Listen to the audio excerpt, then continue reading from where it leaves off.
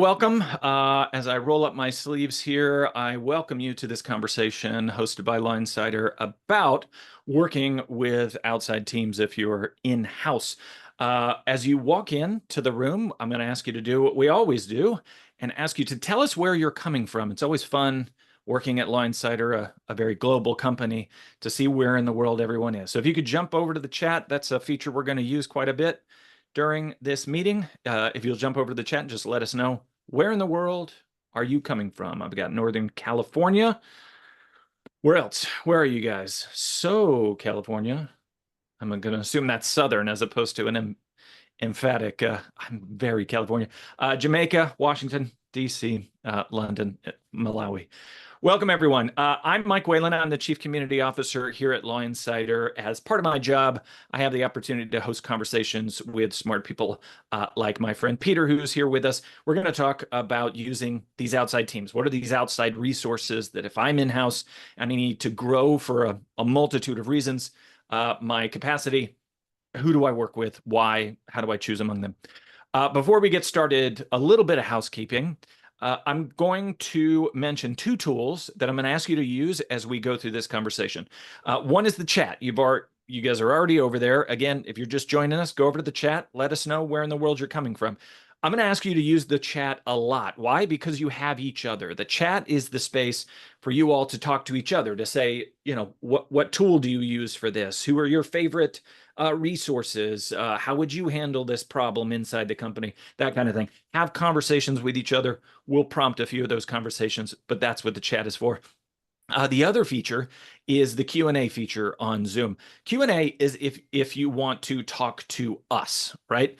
If you want to ask questions to Peter or to me, that is where you'll go use the Q&A. I will go ahead and answer the question that's going to be asked 100 times. Yes, you will get the slides. No, there is not CLE credit, and I could tell you guys that story some other time. But anyway, if you have any other questions, go ahead and ask them there. It's okay if we can't even get to those questions because they signal to me what you all want to talk about, and that is very helpful. So chat and Q&A. The last thing I'm going to say before I hand time over to Peter is that I want you to stick around to the end of this.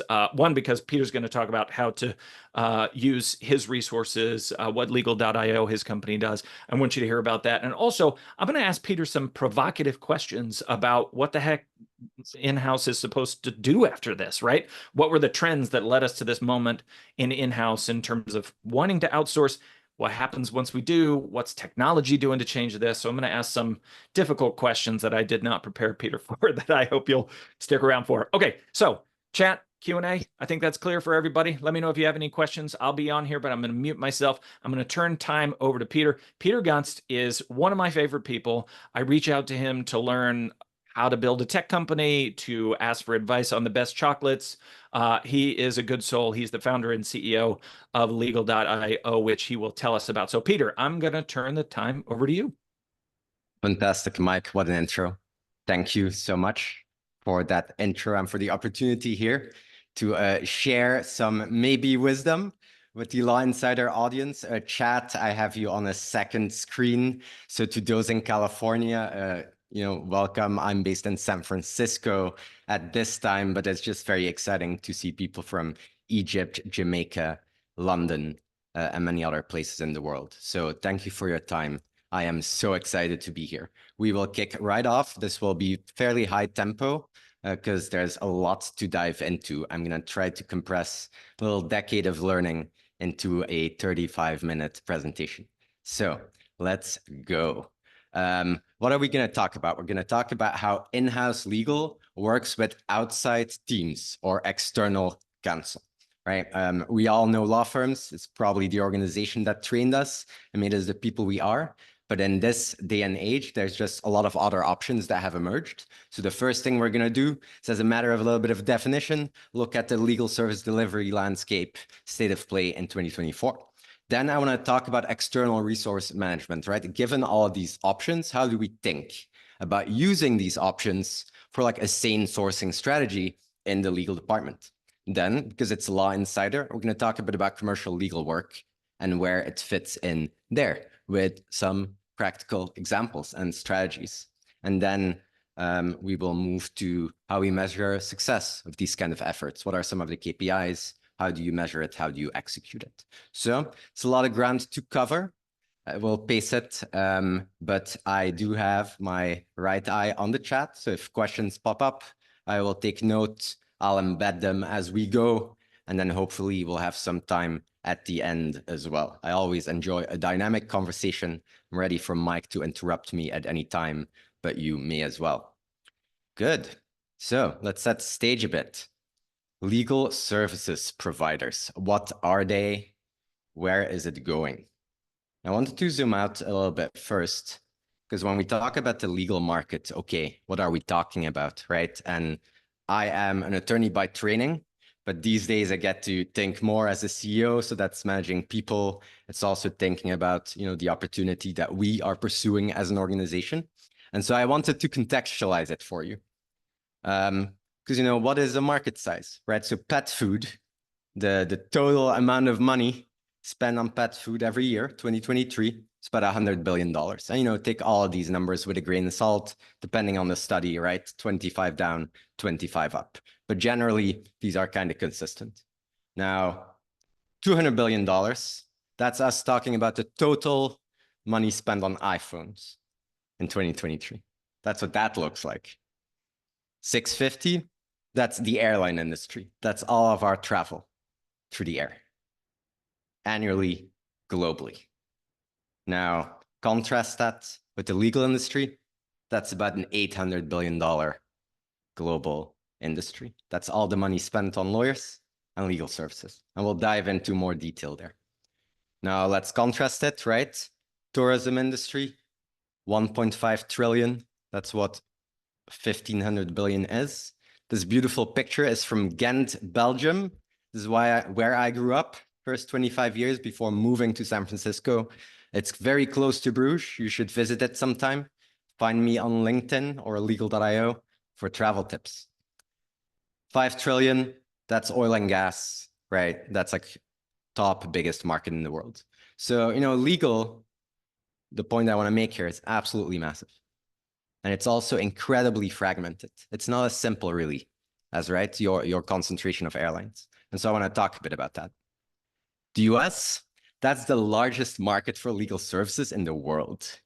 Depending on the study, 55% of global legal spend, that's happening in US legal services. Everyone else, 45%. Maybe says something about the state of the rule of law in other places or other things about American society. But this is how it usually shakes out. And so you see me zoom in here, right? And now we're going to the US. And for those of you in Egypt and London, I do have some data around that jurisdiction, but some of this data will be more US centric.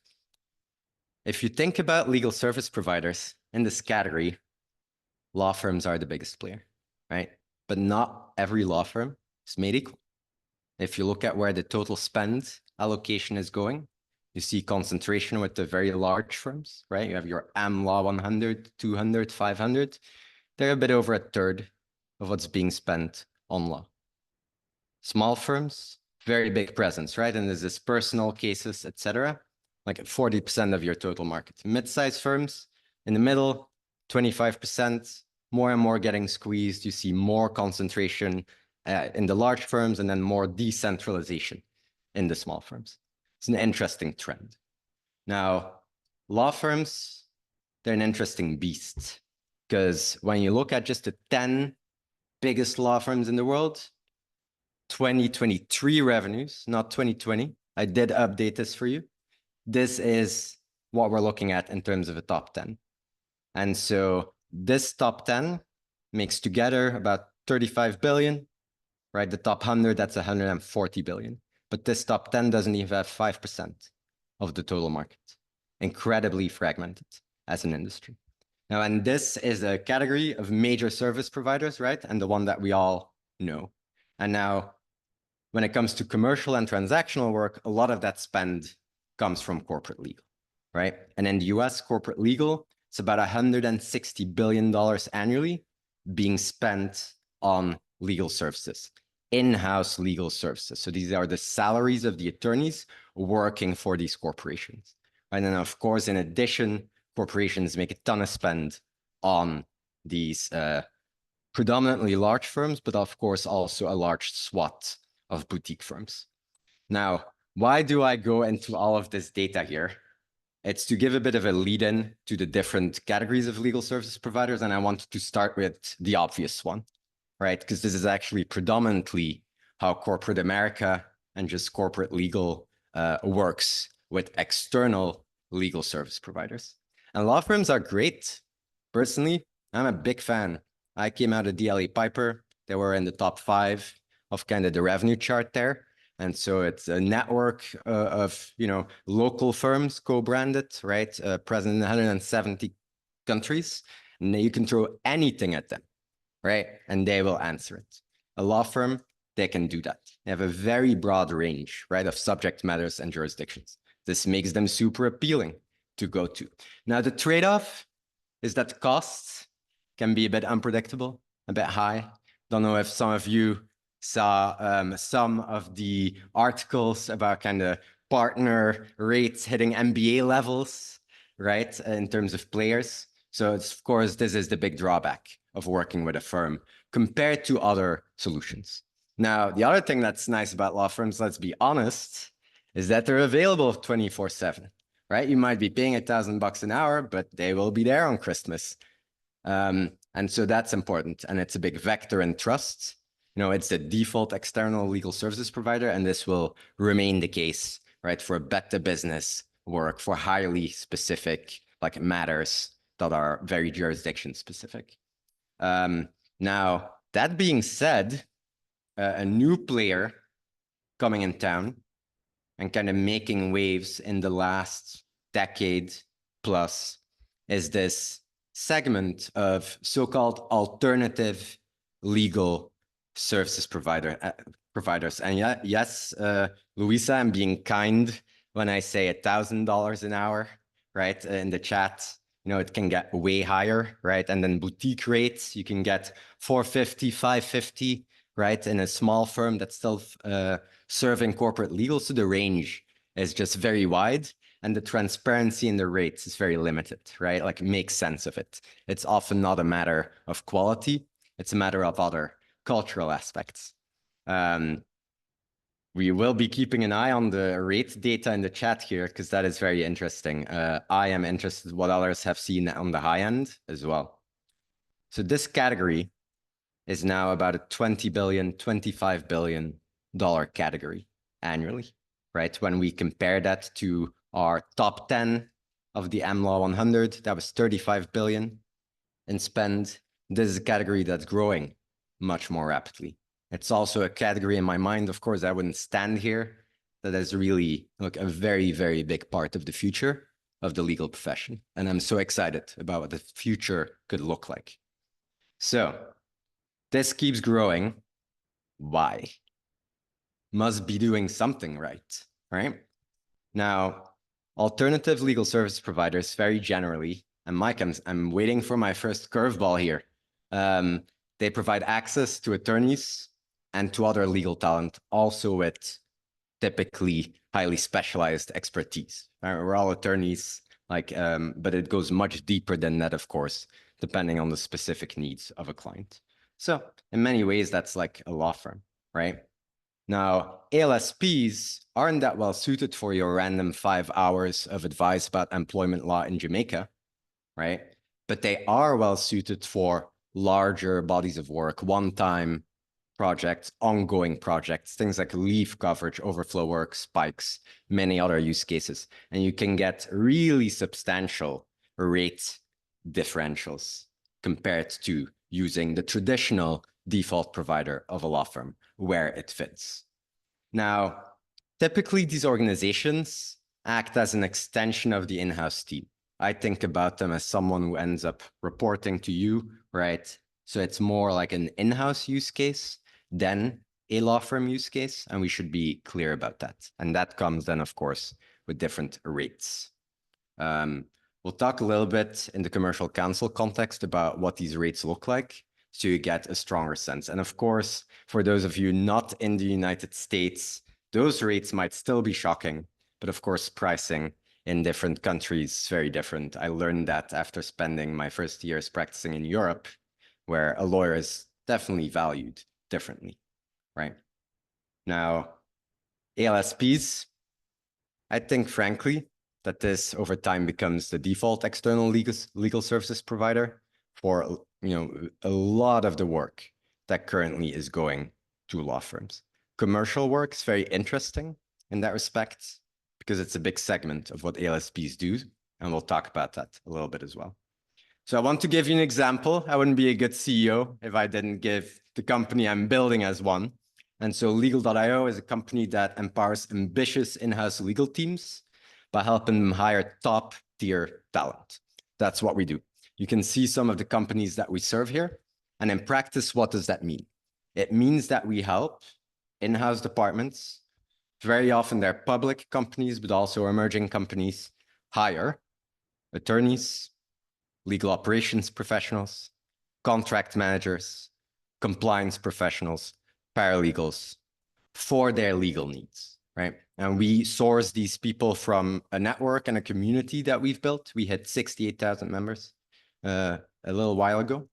And so I invite you to check it out as well. It's on the web at www.legal.io. But the way this organization generates revenues is by helping in-house departments hire this kind of expertise. Now, how? Well, they hire them for a wide range of arrangements, but the most common ones are your what's called a secondment in legal, right? Your traditional 40-hour-a-week temp engagement. So this is where you get the best kind of rate differentials with outside counsel, but a person has a guarantee of a 40-hour-a-week utilization. Flex counsel arrangements, more variable, right? Might vary from week to week, extremely popular in the commercial vertical. And we'll talk about why in a bit. We also help hire for permanent roles and have a vertical where our clients bring attorneys in their own network that they cannot hire directly, right? Because you don't want to be interfacing directly with 15 independent attorneys. So they bring them on board through us. So you're looking at a spectrum of roles, right? Any legal role across a spectrum of engagements. That's not quite your random 3 hour of work. We are not a better option than a law firm there. You cannot market make a better price. But for these kind of engagements, we can market make a much better price. And that's interesting, right? If you think about these options, and we'll talk a bit about how that plays out. So for your future reference, if you ever need to include it in a deck educating others about the state of play, we talked about law firms, talked about ALSPs, legal talent providers, also often grouped under the ALSP NOMER, and I will mention them briefly and then move on, is the notion of managed services providers and legal process outsourcing. So managed service providers and LPOs have in common that they kind of take over an entire function of your legal department. So it's not a person comes in and helps you. It's let's take this piece out and we'll do it for you. A managed services provider more integrates with your systems and technology, right? It's very common for e-discovery, doc review, LPO, that you send it away, right? They do it on their own systems. The result comes back. These are fairly large categories, but they're also often only relevant for very large organizations. And there's a lot of like outsourcing projects that frankly haven't been successful. You hear a lot of clients not being too excited about those. But they are important categories and they have a very important role to play, right, in a world where technology is increasingly important. But here are your major players in this landscape of legal services providers. All right, part 2. Now that we have painted this picture of external resource management, of legal services providers, let's talk about how to think about managing those different resources and how they fit into a modern legal department. And I imagine that many of you are in organizations of all size, solo GCs. I saw a good number of you selected that option on signing up, right? And then there is also a good number of people at much larger organizations. And of course, practices will differ, right? You don't need to build a system if the organization wouldn't benefit from it. And a very helpful tool, it's not the only one, but it's a good one that I wanted to point out to you, is the ACC External Resource Management Framework. My point here is I didn't make this up. I am not telling you, hey, here's how you do this because it serves my business. No, I'm just trying to give data on what I've seen. And they have mapped out what they consider the maturity stages for a legal department to think about the use of external resources. Very convenient. Now, what does it look like? Stage one, it's kind of the baseline, early stage. How does it work? Well, I go to my law firm. I, the lawyer in-house, manage that relationship. I had golf with Cindy. It was great. Now I'm going to call Cindy, right? You just kind of get stuff done. Most of it is outsourced to law firms at this stage. Now, often there's very little insight in how much is being billed, whether that makes sense. There's not a lot of rigor, right? And it's all based on hourly rates. You might recognize a little bit of your organization in that, or an organization you've been in. But I would say that many of the leaders I meet, right, come into organizations where this is the stage, right? All AI aside, there's a lot of basic processes, right, that still need to be built in these organizations. Now, intermediate stage. So in the middle, and I see, wow, interesting order selection. So I'll fix that. Go here. A little bit more mature. So now we have defined how we work together with a set of preferred vendors. We brought some rigor to that list of suppliers. We also diversified the list. It's not just law firms anymore. There's also options where it makes sense for alternative legal services providers. We've structured our billing guidelines. We've maybe put in place some alternative fee arrangements, right? And we've built the first processes to monitor performance. Is this working? And when we are asked by the C-suite to tell them what we did, right, last year, we can produce a beautiful deck that makes the point about legal providing value. Now, advanced is essentially the further version of that, where ALSPs are just a common part of the practice, of the in-house practice. It's right sourced, right, the right matter to the right provider. It's data-driven when it comes to selection of the right provider to pricing it. Everyone across departments works together in harmony and is focused on improving it all the time. Be a beautiful place to work as a legal department, personally, I think. Now, those are the stages. Now you are faced with a matter, a problem. This is where the rubber meets the road. And there's, of course, a lot of things to think about. I could go on and make this list of 40 items, right? But for any matter, you're thinking about who's the right person to do it, have other things, other people giving me proof that this person can do it, right? How are they pricing? Will they answer my call on the Sunday if that is something you need? Do they speak Mandarin? Do they know to use my CLM? Do they have conflicts of interest, right? A very wide range of considerations. And these apply no matter what external legal services provider you might select, right? Which vendor you might select. Now, what's more interesting maybe is a basic triage when a matter comes in and thinking about things that are in the legal advice and traditional law firm category, and those things that are more definable as projects, either one time or ongoing. And this way of thinking at least allows you to do an analysis of, could I replace some of my outside counsel spend with a better right-costed resource? And so this framework is very helpful, I believe, in kind of thinking through your decision tree. And when you think about these one-time projects or ongoing needs where alternative external legal services providers fit in, it's this spectrum. And I just wanted to give you all some use cases because I find that many attorneys don't get to take a step back and think about this, right? And it's a field that's been moving fast. We certainly weren't trained to be business leaders, but we're in management positions now. allocating budgets. So where does this work? Well, it works really well when your team or you individually get incredibly busy, right? And just it's too much and you need 10, 20, X hours of additional capacity. When we talk with our clients, we find that starting at 15 hours a week on average consistent work, you can find really, really strong commercial counsel resources that can help you lighten the load. Someone on your team might get ill. Someone might have to work on a special project. You need them there, and you need someone to come in to take care of the usual NDAs and the standard negotiations. Once you get a bit more advanced and you have a contract management system in place, can you add contract managers to that in order to kind of streamline, get the right tasks with the right level of expertise?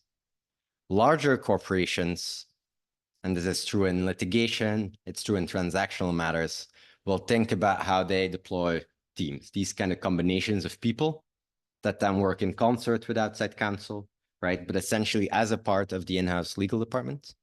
To do more complex work streams. And so there's a lot of exciting stuff that can happen here. And there's just a lot of low-hanging fruit where it's very easy to kind of jump in using an ALSP on the more operational side of the spectrum. Now, before we move on, I want to talk for a second about alternative fee arrangements. It is one thing that people talk a lot about. It's something that not a lot of organizations have implemented very well. I'm going to say I have maybe a little bit of a contrarian opinion on this. I think the hourly rate is a great billing model. It's very clear. I work an hour, I get paid for an hour. In the end, everything you see here on this slide boils down to that, right? There's the amount of work that was done. So certainly on the organization side, that's how they think about their spend. Now, it's true that law firms and certainly ALSPs are often able to give you a bit more predictability in the kind of spend. Now with ALSPs, it may simply take the form of a weekly rate, right? That is very, very predictable, or blended rates for these teams on a basis. But then there's also more complex setups that you can do based on success fees. Now, finding a big law firm that's willing to take this risk, right? That's often in litigation and subject to being able to scope the different parts of the matter and breaking them up. And I think despite all the talk about this, probably see the hourly rate persist as a predominant billing model. Good. So that was us looking at, given these options available, where do they fit in? Where can we maybe use them? Now I want to zoom in further with you all and just talk about that same thing, but in the context of commercial legal work. And I'd say that it is an interesting vertical, and I'm very glad that we are getting to talk here about it, Mike and audience, because I'll say I've learned, and this wasn't obvious to me when we started this organization, that it's often the entry point for use of ALSPs. So you've come to the right place and the right presentation. Now, why is that? Why would this be the thing? Well, it's because the work of a commercial counsel is important to the C-suite. It is urgent when revenue slows down. No one is happy about that. And unhappy salespeople, that's not something that a CEO wants, right? Or in any large organization, the same is true. And so it's like any sale. Is it urgent? Does it solve a burning problem, really? Right? And so commercial counsel often fits into that category, we have found. And I think it speaks to how the commercial legal team is kind of the first line of legal defense, right, of the company.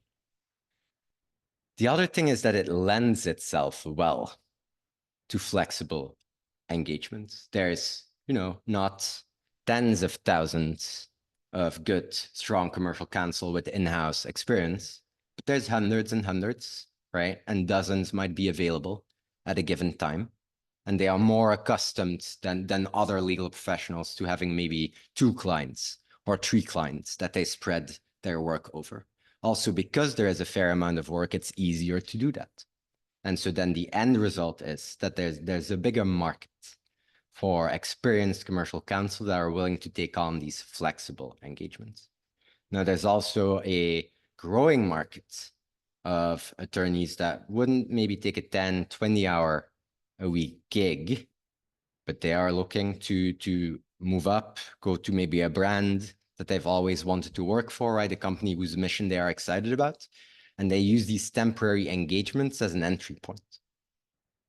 And the reason why that's interesting, if you think about it, put on your hiring manager hat, you will probably do less rounds of interviews, right? When you are bringing on board a temp resource, because you are going to get a chance to work with them, right? So typically that's 1-2 rounds of interviews versus making a full-time hire. So the barrier is not lower in terms of quality, but the process is different to get running. And then you can prove yourself, right? Over half of the individuals that start temporary engagements with our clients end up in a full-time role there after some degree of time, right? So it's also a beautiful way for people to craft a career path using these alternatives over a big law firm. And we all know how fun that is to work in and what on average people think about that, to find a different way, right, to practice law. That's, I think, Mike, also the thing that makes me the most happy, right? When a match is made like that and then everyone works well together and now that person becomes a part of that team. Now, the other thing, and this is especially important for all of you on the hiring / buy side of a marketplace, right? Because the attorney is typically also our client, is that you don't always need a senior commercial counsel. Actually, in practice, there's a lot of work that you shouldn't be doing that's still ending up on your desk, like routing a signature, right? And okay, I understand that when you join the startup and all of the comp is in equity, we get things done. But at a certain degree of organization, right, this just makes sense and is about using your time effectively. And so it's another thing that a lot of us don't really get a chance to take a step back and think about, right? How do I integrate this in my process? It's actually hard to take a step back and build a process, right? It's much easier to keep doing what you're doing every day and just running and be routing that signature while a dozen times you thought, should I be doing this? Probably not, once you thought it a time or two. Significant cost savings to be had, very significant. We'll talk a little bit about the rates. But to give you a sense, and if any of you are interested in talking more about what this looks like, but if you would hire a senior commercial counsel and for a temporary engagement, say 4-6 months, this is about the rate range in the US that you'd be looking for in most markets. If you do the same for a contract manager, depending on experience, right, this is about the rate range that you would be looking at. So you can do the math in your head on how that adds up, but you don't have to. As part of the resources that we'll follow up with, we'll include a calculator that allows you to also plot this in and kind of see the differences. And this starts playing, of course, in large corporations. If you are able to move some body of legal work, right, 3-4 individuals over the course of a year, you'll save $1 million pretty easily as a legal department. So it's pretty interesting. And these alternative legal services providers sounds like something that shouldn't be all that alternative. That's why I said I think it's going to become much more important. I want to share some other best practices and things that we see the clients that are just running the best departments do. They're also part of these maturity guidelines. But it's, use your resources, right? We all know that the law is about building relationships and trust. And so deepening out relationships, telling attorneys who onboard on your team, here's who we're using, right? I kind of control that spend is an important one. And if you haven't yet, take a look at whether you should add 1 or 2 alternative legal services providers to that roster.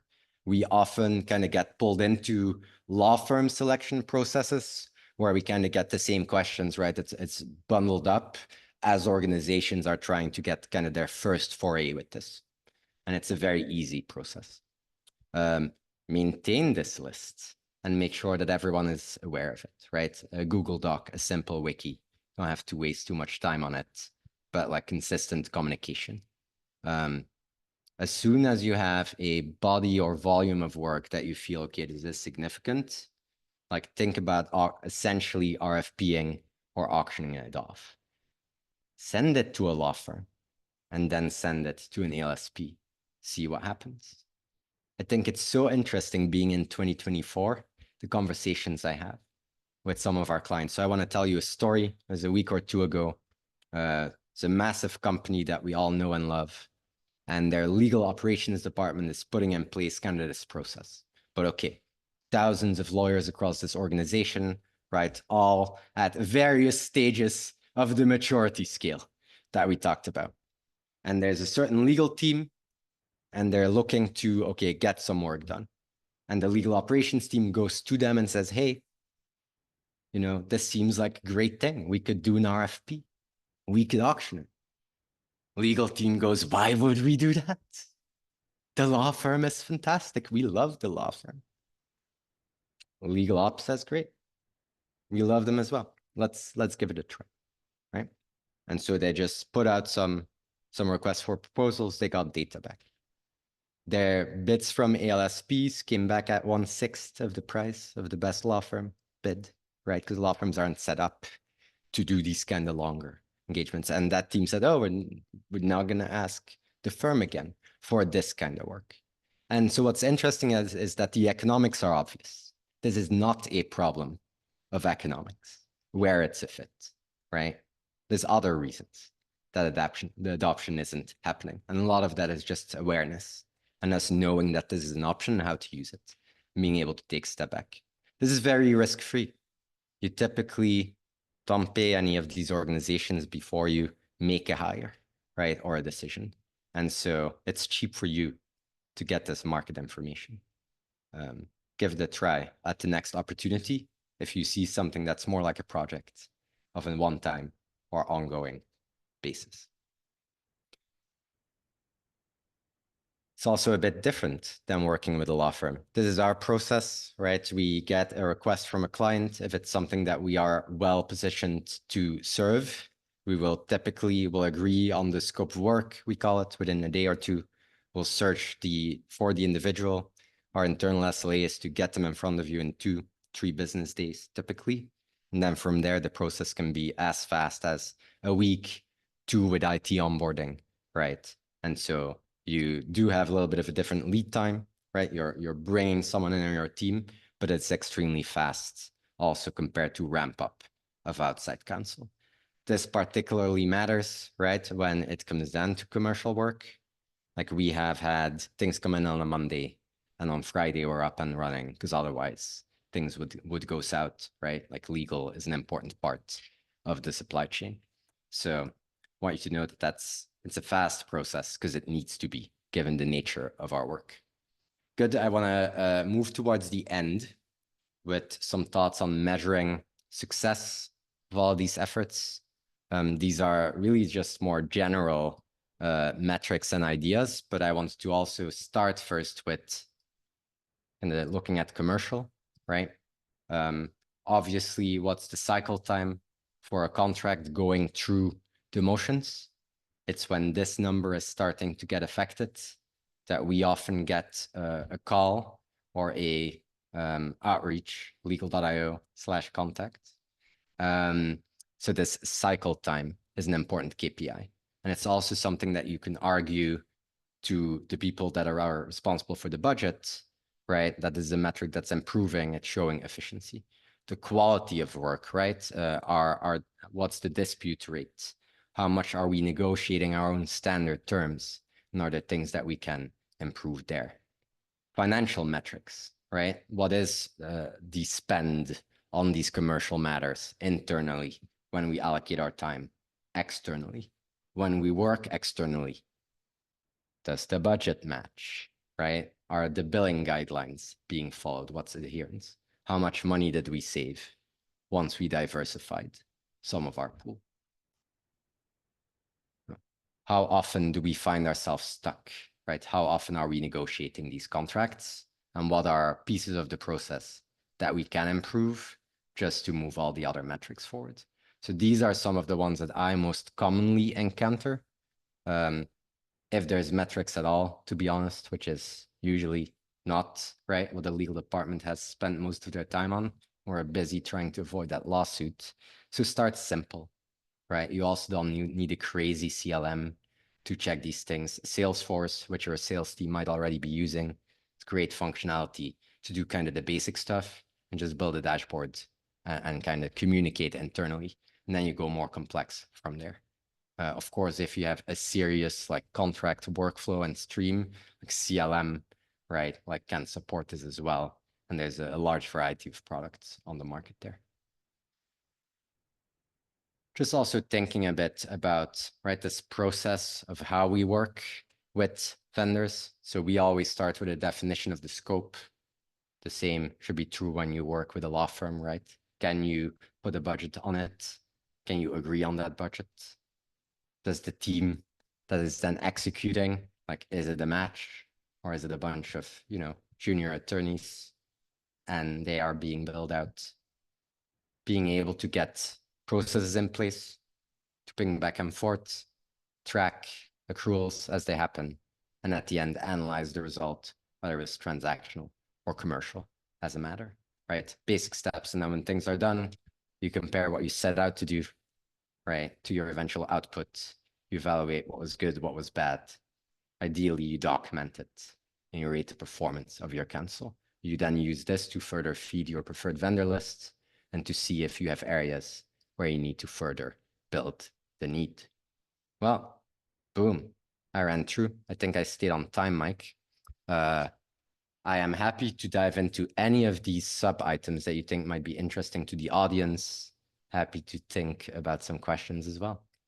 Yeah, I want to work through some of this stuff, and thank you for giving us this background. And I would say to the people who are with us to just drop some questions into the chat or the Q&A. The Q&A might be easier just because we can download it later. But I wanted to ask you, Peter, some big questions that I've been thinking about. And this is coming from, there's a book by Jeffrey Moore called Dealing with Darwin. And just to give you background, he talks about this idea that as a company matures, it's going to take what he calls the context work, which is like the necessary evil work. He calls it the adults in the room work, the lawyers, right? The legal team. That as a company matures, it will standardize and then outsource, right? And then you free up that talent to do other work that he refers to as more core work. I feel like, and I'm this is a history lesson I'm asking you for. It leads me to a couple questions. One, I feel like there was this long trend for like the last 30 years of all this legal work was moving in-house, right? It was counter trend.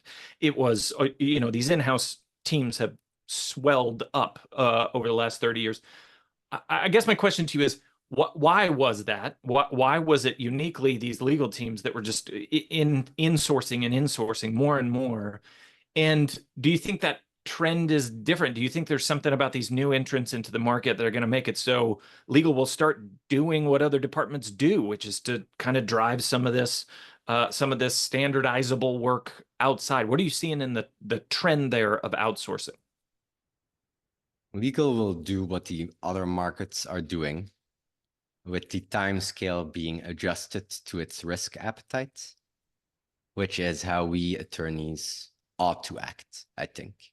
In the end, it's not necessarily meant to move fast and break things at that layer of the job, right? So I'll give that thought to start. I understand why it's happening when I observe it. Now, you note the trend of moving work in-house.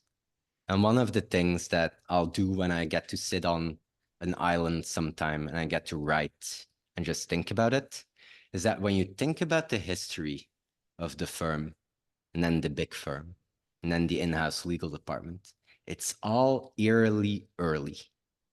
Like, GE being like, man, we're spending a lot of money on outside counsel. Let's hire some people.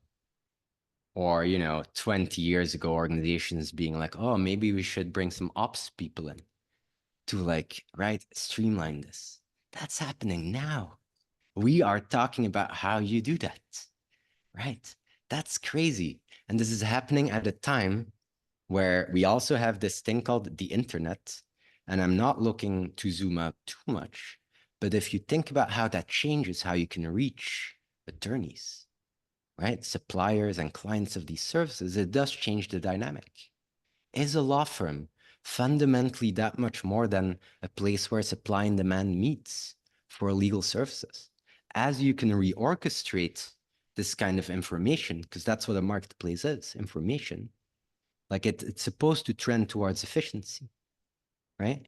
Now, if you ask me what efficiency looks like, then I will tell you, sadly, it doesn't look like an AI doing my job and your job. It'd be nice.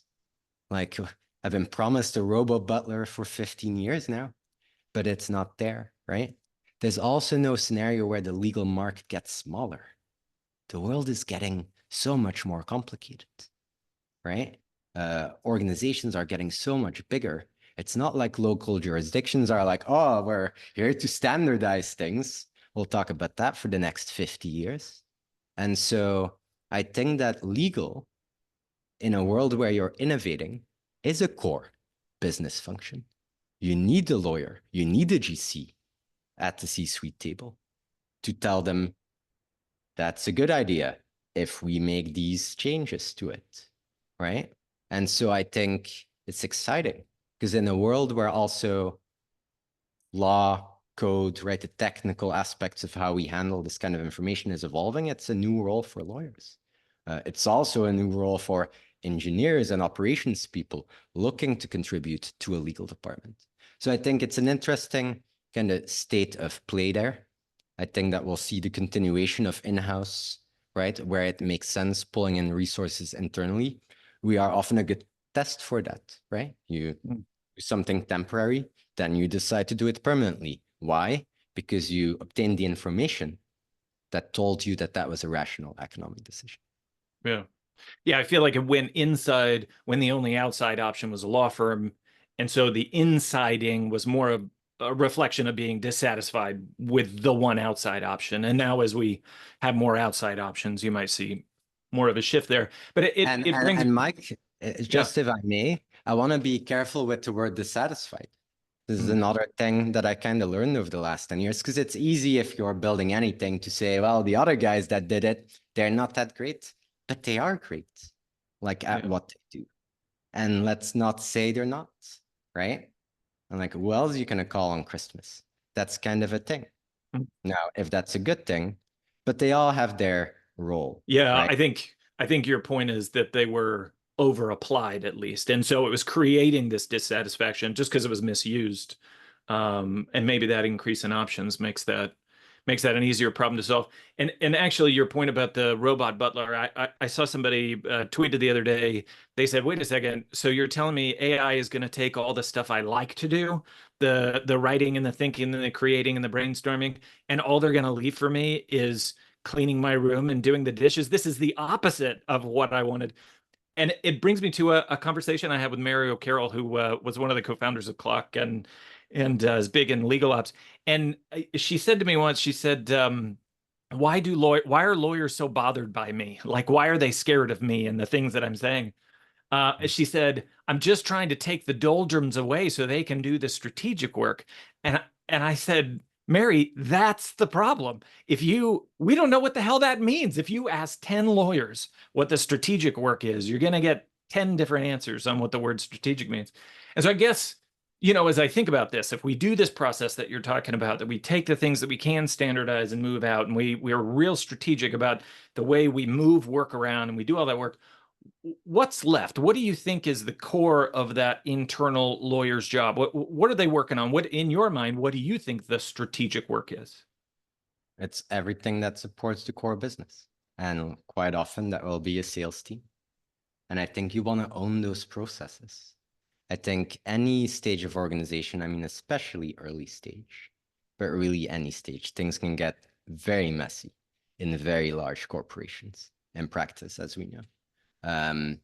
But it is something where you essentially, I think, continuously improve, keep pushing that line, and you can utilize it at any stage of the org. I mean, you're talking about learning new skills, right? I feel like maybe part of the friction, and you made this point earlier, that a lot of people are moving in-house, they're dealing with things like budgets. It's not like we went to school for budgets, right? Like this is Mhm. not the kind of stuff that we were taught about. If you're talking to these lawyers who are in these in-house teams and they're having to think in more this supply chain way, if they're having to think about sustainability writ large, right? Like, how do I support the building of a 100-year company? That's kind of the perspective I think lawyers are really good at, and is thinking that really big picture. Where do we get those skills? Where would you send people to go grow their careers and learn those skills to be really good at that kind of thinking? I think one of the things is that you have to find your zone of excellence. Some attorneys are really good at this. They have a knack for technology. On the weekend, that's what they're tinkering with, right? And then they might be more inclined to go play on the process side of the business. Some lawyers are happy when they can sit down, like go through that complicated contract and get that done. And that's a thing I've learned in terms of just leadership and thinking about organizations. You don't have to, right? That's step one. Like there's a role for people that aren't interested in that, because that's a very important part of the work. Now, if you are so inclined to take the jump, right? There's a couple of places that stand out. You know, you mentioned CLOC, the Consortium for Legal Operations Professionals. That is a major industry organization, has a really large conference every year, and it's really accessible also for people diving into the space. You have ACC doing work in this area, and then Connie Brenton with legalops.com, who is organizing, running Legal Like a Business conference next month in Las Vegas. So those are really great organizations to engage with, right? That think and talk about this topic, and that can teach you the basics. They all have these kind of maturity models, and they'll take you through it. And then you have communities of practice, right? That's your peers, one level ahead. It's Legal.io. We have a forum-like functionality where you can ask a question also anonymously, in case you feel it's not a question that you can ask in your professional context. And that's where people find this kind of information. Because I've also learned, and it's true with being a lawyer, also entrepreneurship, seeing examples makes it practical, it makes it doable, and it paints the path. You can just save so much time by writing a couple of good emails, having a short chat.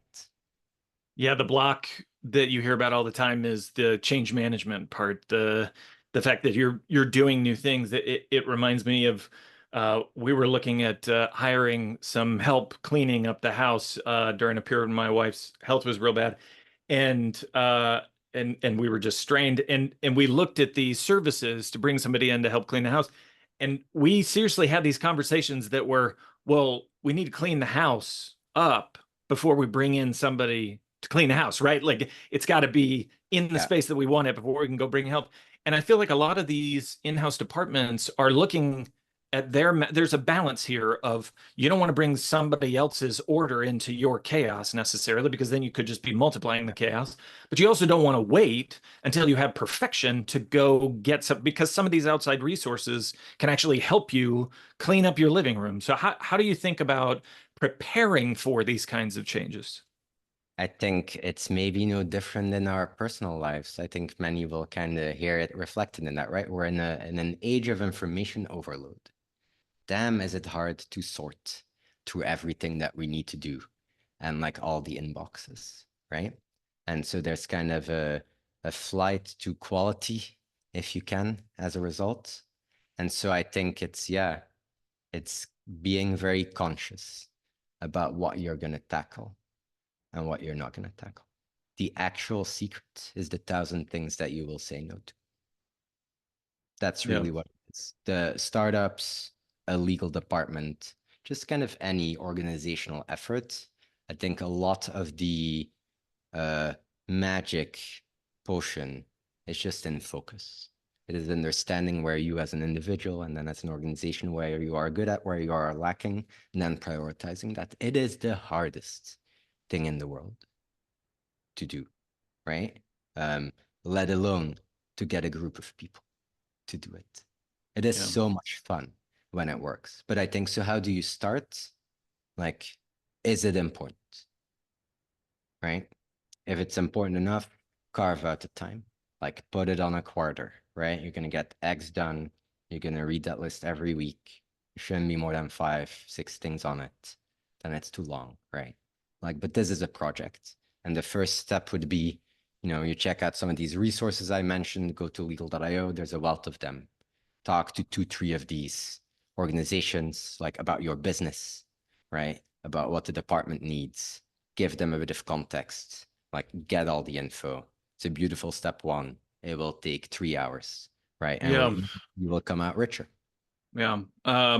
And last question on that before I ask you to tell us about legal.io and how to get there and get a profile filled out if we might be looking for a job or to be able to hire talent. Let's say I buy all of this. I'm somebody watching this. I'm in-house. I know that I need to get some help cleaning the living room, and I'm reading a book about acceptance, and I'm okay with my living room being a mess before I go get some ALSPs to come in and help me.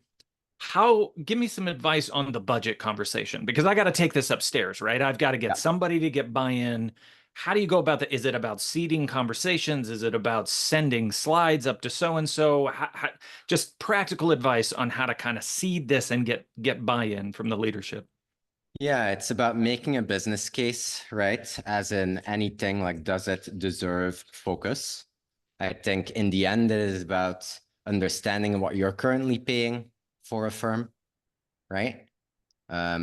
Looking at what these biggest pockets of spend are, talking to a couple of these vendors for kind of just the previous line, right? What would that look like? Is this a feasible body of work? What could be the difference?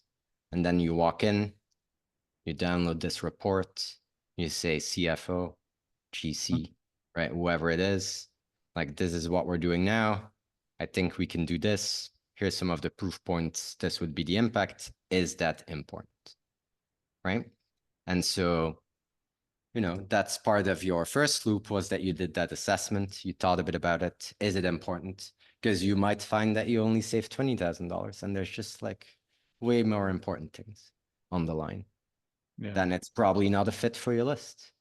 But at some point, and I've seen this before, people walk in, they look at the state of play, they're like, oh, the billing guidelines aren't even being followed. 30 days later, like $1 million in savings, bet who gets a promotion, right? So you can apply this in a very interesting way as well, I think, from a careers perspective.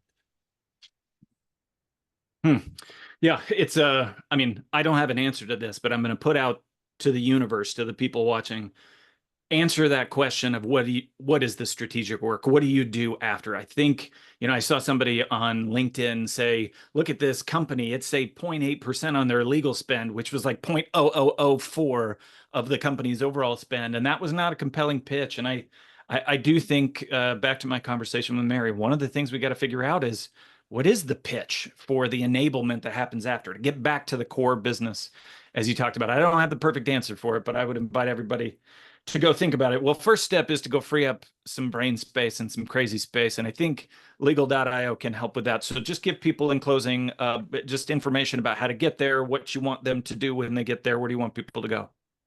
Find us on the web at www.legal.io.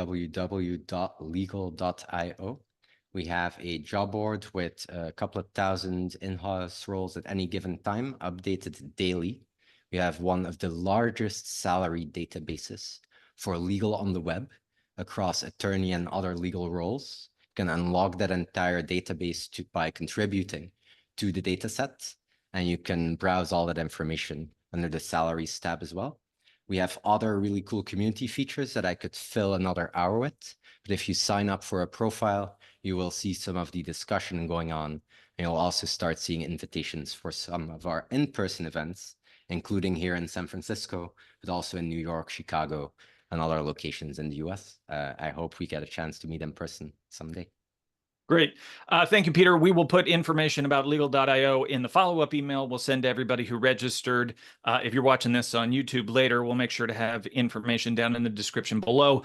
We appreciate you supporting our friends at legal.io, especially because we believe in it. We believe that you can go there and get that sense of community and learn from each other and get new opportunities. We will have more webinars like this in the future, where we will be inviting friends to talk to us about how we can all improve our work in the contracting space.